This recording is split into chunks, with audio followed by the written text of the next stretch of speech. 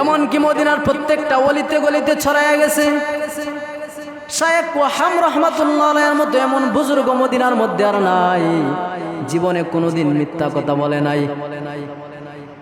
সম্ভব? জীবনে কোনোদিন মিথ্যা কথা বলে নাই, হারাম খাবার খায় নাই, চোখের গুনাহ করে নাই, কানের গুনাহ করে নাই, হাতের গুনাহ করে নাই, কলবের গুনাহ করে নাই, জবানটাকে পবিত্র রাখছে। এমন একজন বুজুর্গ মদিনার মধ্যে বসবাস করে, ইরাকে তার বাড়ি। হঠাৎ করে মারা গেছে। মারা যাওয়ার পর কি করবে? এবার সবাই সিদ্ধান্ত নিতেছে কোথায় মাটি দেওয়া যায়। সরকারি কর্মকর্তা যারা আছে তারা বলে এত বড় বুজুর্গরা যেখানে ইচ্ছা সেখানেই মাটি দেওয়া যায় না। মদিনার সমস্ত মসজিদের ইমাম যারা আছে, মুয়াজ্জিন, খাদেম, এলাকার মানুষ যারা আছে তারা বলেন এই আল্লাহর ওলিরে জান্নাতুল বাকিতে মাটি দাও। কিন্তু জান্নাতুল বাকি তো ছোট্ট কবরস্থান, এত বিশাল জায়গা নয়।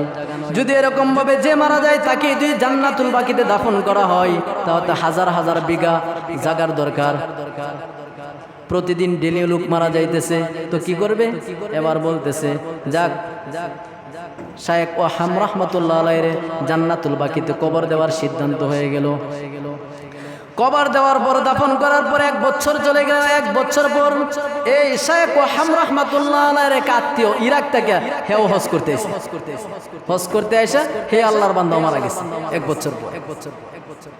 তো মারা যাওয়ার পর এবার কি করবে?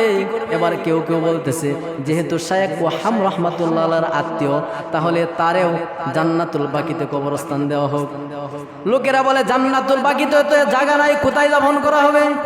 বলে তাহলে শায়েখ ওয়াহাম রাহমাতুল্লাহ আলাইহিকে যেই জায়গায় দাফন করা হয়েছে সেই একই কবরে এই লোককেও দাফন করা হোক। আর জান্নাতুল বাকির সিস্টেম হলো 2-3 বছর পরে একই কবরস্থানে আরেকজনকে দাফন করা হয়, কারণ যেহেতু জায়গার সংকট। এই যে আজমপুর কবরস্থান রাত্রিবেলা দাফন করলে সকালবেলা লাশ খুঁজে বানা, জানেন না এই ঘটনা? সরাইলা কি করবো? ডেলি লাশ আইতেছে, হাজার হাজার লাশ রাখবো কই? জায়গা কই? সরাইলা এটি করে কারা? যারা কন্ট্রাক্টর যে দায়িত্ব আছে না তারা করে। তো শায়েখ ওয়াহাম রাহমাতুল্লাহ আলাইহির আত্মীয় যখন মারা গেল, সিদ্ধান্ত নিয়ে নিল জান্নাতুল বাকিতে মাটি দিবে।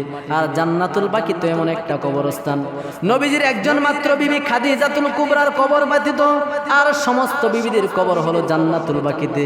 ফাতেমার কবর জান্নাতুল বাকিতে, আলীর কবর জান্নাতুল বাকিতে, উসমানের কবর জান্নাতুল বাকিতে, এমন নবীজির 100 লক্ষ সাহাবীর কবর হলো জান্নাতুল বাকিতে। এমন কবরস্থানের মধ্যে সিদ্ধান্ত হয়ে গেল এবার শায়েখ ওয়াহাম রাহমাতুল্লাহ আলাইহির কবর খনন করা হবে। কবরের মাটি যারা খুঁড়তেছে, মাটি খোদার পর দেখে কবরের ভিতরে একবারে কিছুক্ষণ আগে যেন একটা লোককে দাফন করা হয়েছে, এমন নতুন কাপড় পরিধান করা। আর আল্লাহর বুজুর্গ যারা, ওলি যারা, তাদের লাশ কি হয় না, পছন্দ ধরে না, পচে না, গলে না। এবার কিছু মানুষ বলতেছে যেহেতু একবারে তরতাজা কাফনের কাপড়, তাহলে মুখটা একটু খোলো, আমাদের শায়েখের চেহারাটা একটু দেখি কেমন।